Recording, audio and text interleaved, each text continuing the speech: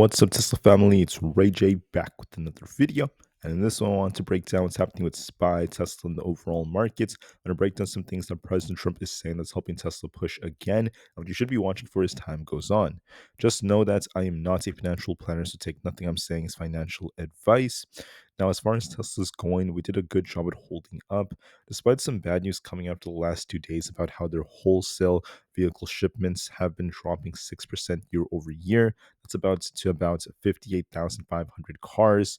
Despite that happening, this was the lowest number overall since 2022.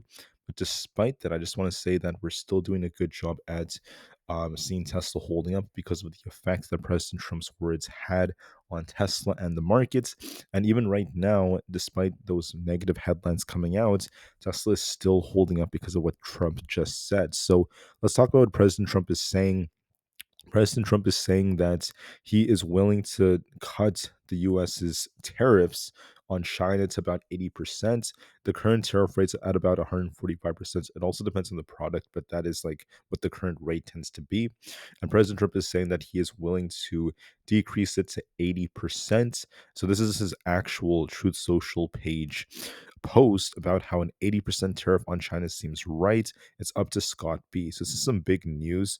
Obviously, businesses are liking this because the US gets, hundreds of billions of dollars worth of trade from China.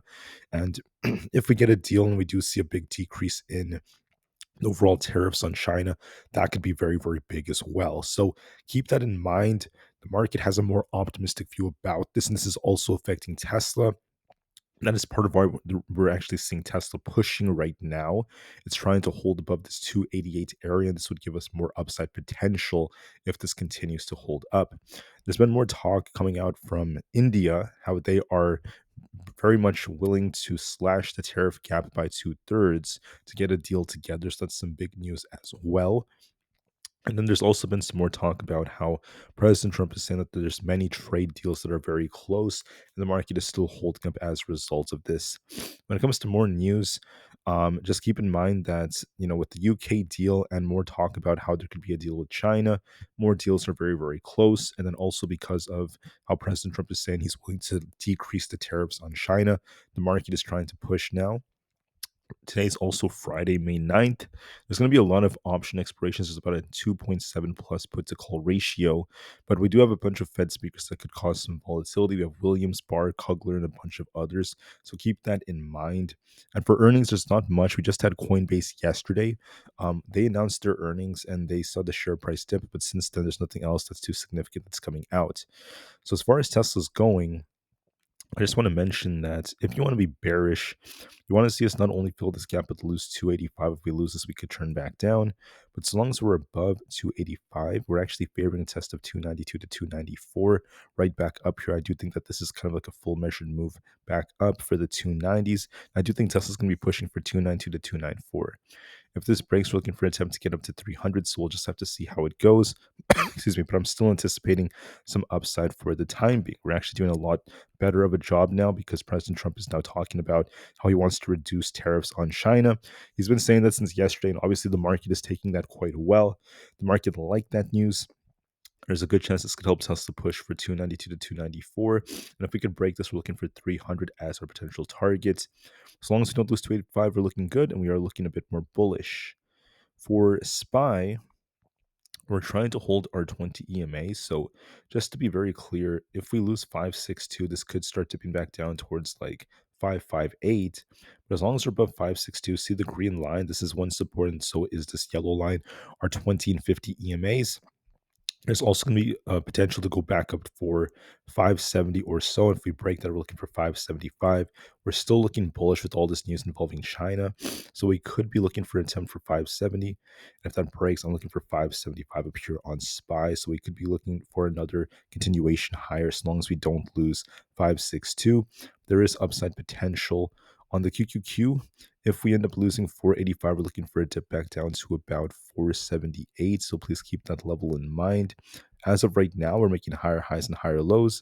So long as we're above 490, I know it's a tough resistance, but we could be going as high as 494, excuse me, and eventually 500 if that breaks. So there is upside potential. As long as we don't lose 485, we're looking good.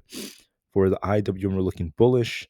If we end up losing 199, we could be dumping more, and as long as we're above this, we're actually favoring an attempt to get back up towards like 202 and then 205. Those are going to be our potential targets if we end up breaking to the upside. So we'll have to see how that goes. For ES, we're making higher highs and higher lows. Now, if we end up losing 66.75 and then 66.30, we could be dipping lower. But as of right now, we're riding these EMAs up, and there's potential to go all the way up to about 57.50 or above. So there is upside potential on ES if we could hold these supports. And I did talk about this yesterday, how we might see a little bit of consolidation before it tries to go a bit higher. If President Trump talks more about the China deal, how he wants to decrease these tariffs on China, this could really help the market try to push more. And there is still upside potential for the time being. As long as we don't lose our supports on NQ, I don't want to see us lose 19,800. As long as we try to break past 20,250, we could be looking for an attempt to push for 20,500. There is upside to get back up here. There is potential on NQ. That could also be very, very bullish. So it looks pretty good so far. Bitcoin is still uptrending. It's kind of consolidating up here. Could retest 102.5 before continuing higher. As of right now, it remains more bullish. And once again, about Tesla, we're looking bullish. We're looking for an attempt to get up to 292 or above, if not to 294. And if we can break that range, we're looking for another big push to the upside. For Nvda, we're actually riding this blue, trend line up. We're bouncing off of this. But what I want to mention is that there is potential to go higher.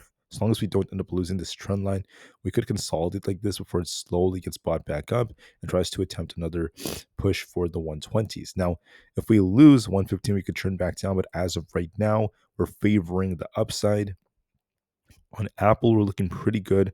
We have 199.79 and 201 as our potential targets. If we end up losing like 190, 195, it could be dipping back down.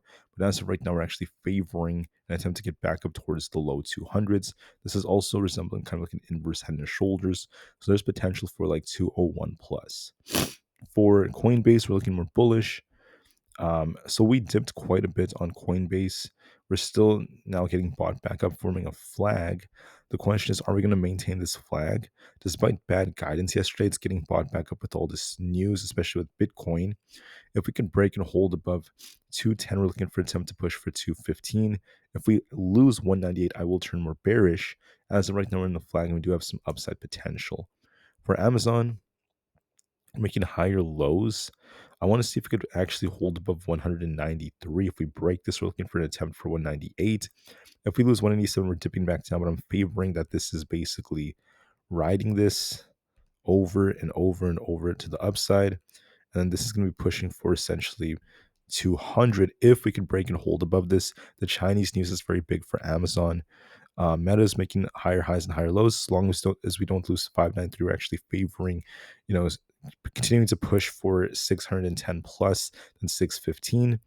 Microsoft is looking bullish. We could slowly push for 442 again, then eventually closer to 450. And Google is trying to rebound. We're not quite ready yet. So like I said yesterday, we could see a small dip to fill that gap before it tries to form a double bottom. If we make a higher lower form a double bottom, then we could be looking for an attempt for like 160. So we'll see how it goes. The VIX is also on a downtrend. This is still looking bearish. There's no sign of a bounce yet on the VIX. This could once again be favoring that the market wants to push more, as SPY and these other tickers are getting bought back up. And Tesla has upside potential to push for the 290s. So I do think we could be pushing more. If we could break out of 292 to 294, I could be looking for an attempt for 300. We could be looking for a much bigger push if we get that move. So we'll see if Tesla could break that or not. Keep in mind, there's going to be tough resistance up here, but we could be pushing a bit higher. So we'll see if President Trump says anything else about tariffs. What else does he say about them and how does this affect things? Make sure you guys are ready. Anyways, I thank you for listening. Please have a good rest of your day and peace out.